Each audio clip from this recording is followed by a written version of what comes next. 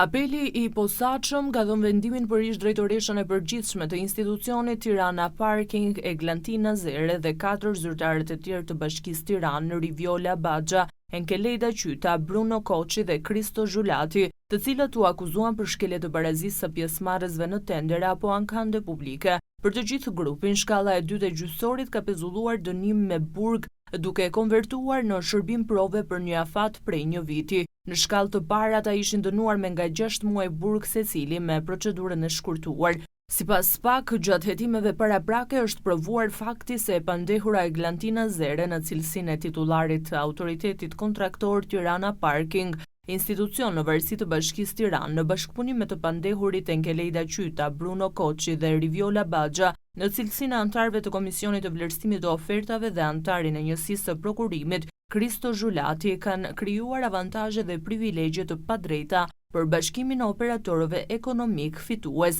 Vaz Konstruksion SHPK dhe Roku Guest, në procedurën e prokurimit me objekt rikonstruksioni sheshit të parkimit të Selman Stërmasi, të zhvilluar më 1 tetor të vitit 2019.